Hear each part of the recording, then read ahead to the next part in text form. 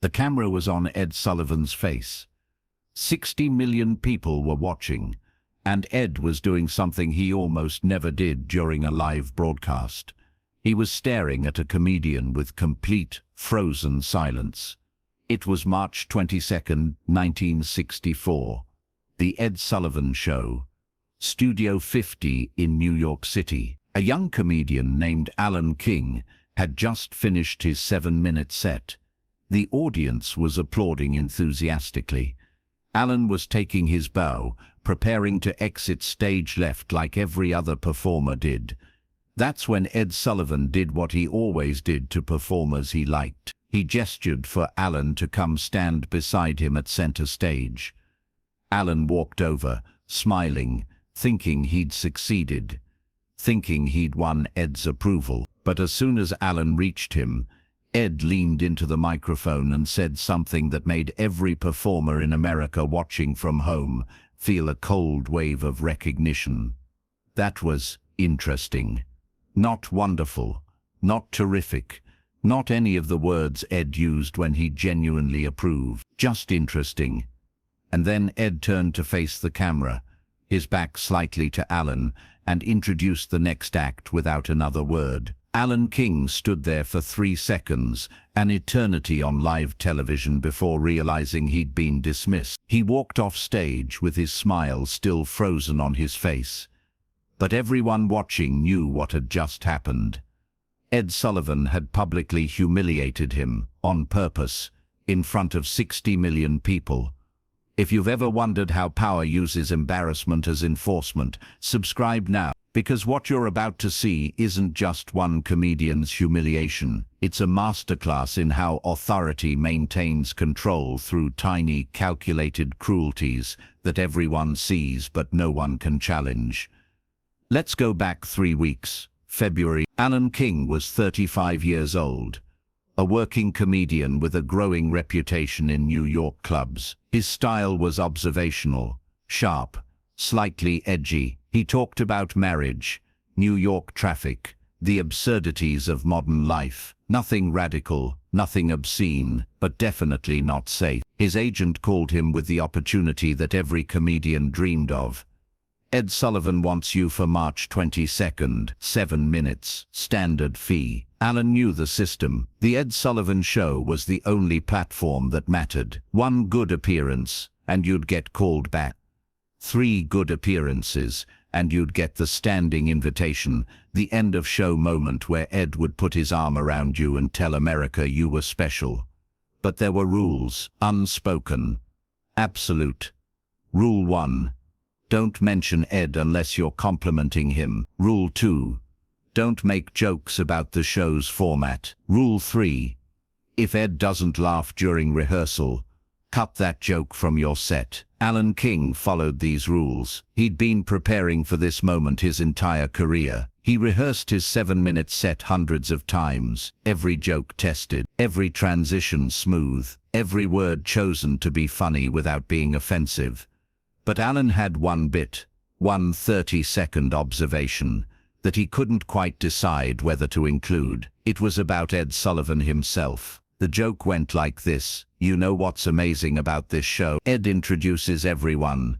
Singers, dancers, comedians, but Ed never actually does anything himself. He's like the guy at a party who doesn't bring food but tells everyone where to sit. In Alan's living room, his wife laughed. His friends thought it was clever. His agent said, "I don't know, Alan, that's risky." Alan decided to include it, not because he wanted to challenge Ed, but because he thought it was too good to cut. He thought it was observational humor, pointing out something everyone noticed but no one said. He thought Ed would laugh. He was wrong. The night of March 22nd, Alan arrived at Studio 50 3 hours early. He watched other acts rehearse, saw how Ed interacted with them, formal, efficient, barely present until showtime. At 7:45 p.m., Ed called all the performers together for final notes. He went through the running order, gave timing reminders, and then said something that Alan would remember for the rest of his life. "Remember, this is my show. You're guests in my house. Act accordingly. The message was clear. This wasn't collaborative. This was hierarchical. Ed was the authority. Everyone else was there by permission. At 8:10 p.m., the show went live. The orchestra played. Ed delivered his opening remarks. The first act performed, a singing group from Italy.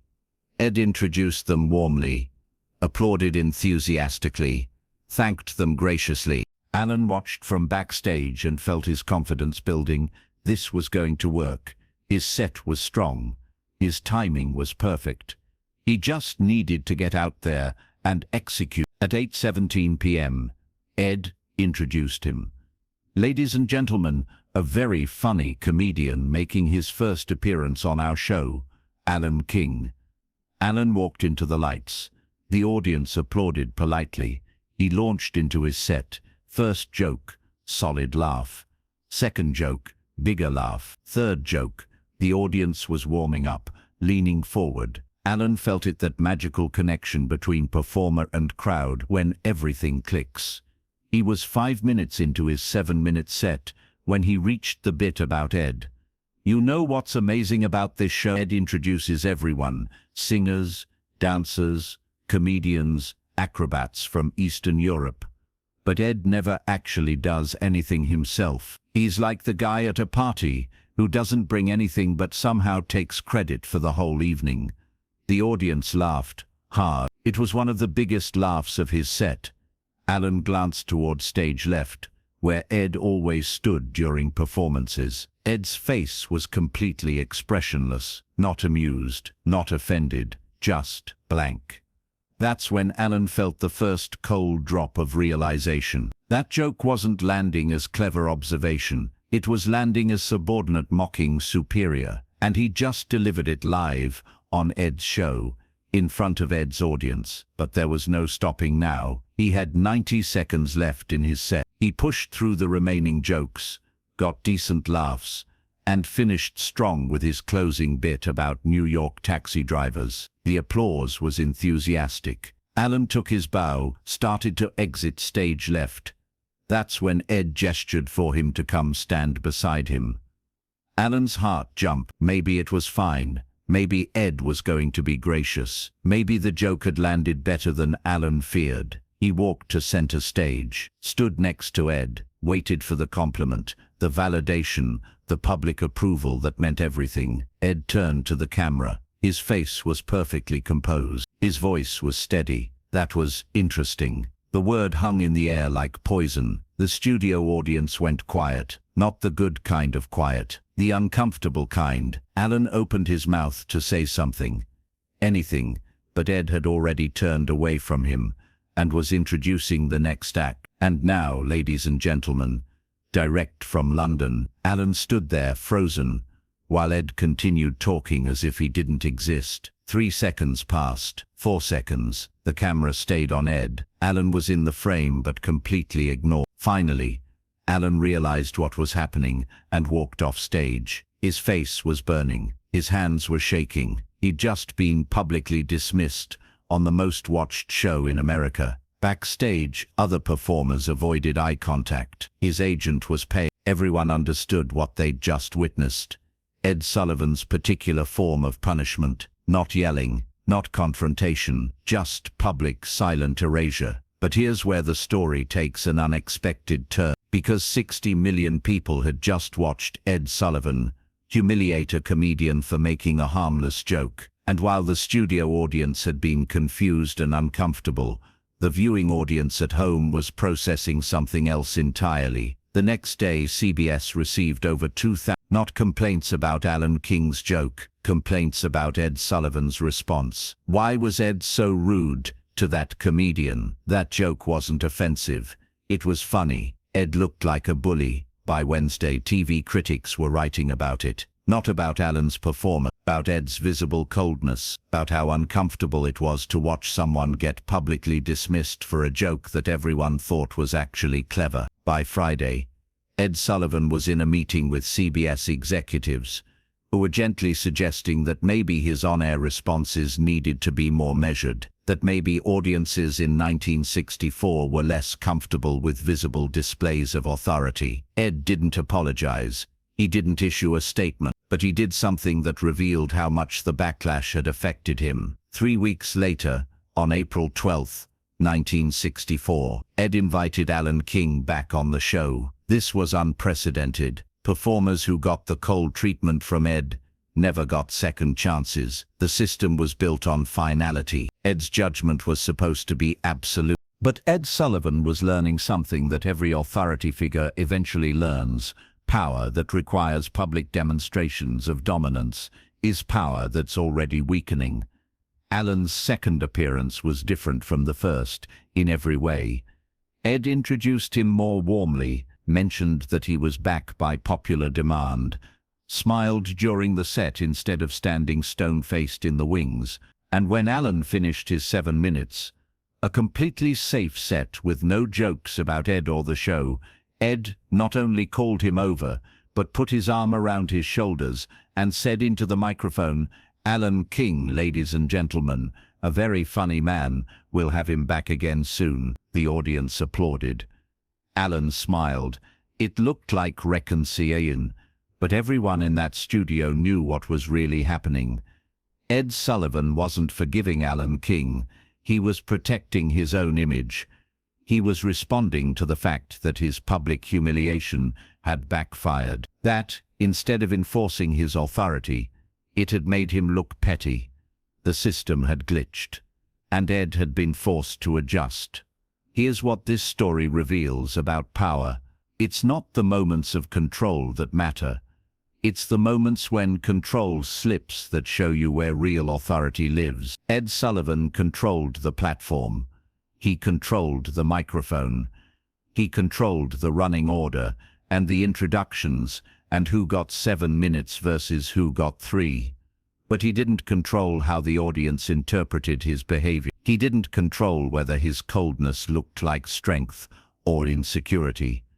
And he didn't control the fact that in 1964, American culture was starting to question authority in ways it never had before. Alan King went on to have a successful career, multiple appearances on Ed Sullivan, dozens of other TV shows, a long run in Las Vegas, comedy albums, acting roles, but he never forgot that night in March. In interviews decades later, he talked about it as one of the most terrifying moments of his career, not because Ed Sullivan yelled or threatened, but because Ed used silence as violence. The cruelest thing someone with power can do, Alan said in a 1987 interview, is acknowledge you exist, just long enough to show everyone watching that you don't matter. Ed Sullivan continued hosting his show until 1971, but something fundamental changed. After young people were less impressed by authority. Comics were getting edgier. The Beatles showed up with long hair and made Ed look stiff. The Rolling Stones made him look old. By the late 1960s, Ed Sullivan's show wasn't the cool place to be anymore. It was the place your parents watched. And in 1971, after 23 years of Sunday nights, CBS cancelled the Ed Sullivan Show. Not because of bad ratings, but because of cultural irrelevance. Because the system Ed had built, where one man's approval determined your career, had stopped making sense to a generation that didn't respect gatekeepers. The last lesson of this story isn't about Ed or Alan. It's about every system that confuses control with respect. Ed controlled his show. He controlled the format. He controlled who appeared and how they were treated. But he didn't control whether people admired that control. He didn't control whether his authority looked legitimate or arbitrary. And the moment he used his power to humiliate instead of elevate, he revealed something that damaged him more than any joke could. He was more afraid of being mocked than he was confident in his position. That's the real story.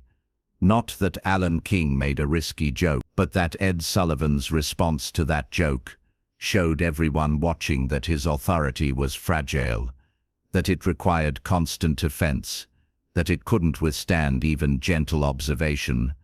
And once an audience sees that, they stop believing in the power. They start seeing the person underneath, and the person is always smaller than the position. So here's the question for you. Have you ever watched someone in power overreact to a small challenge and lose more respect than if they'd just laughed it off? Have you ever seen authority destroy itself by taking itself too serious? Drop your answer in the comments.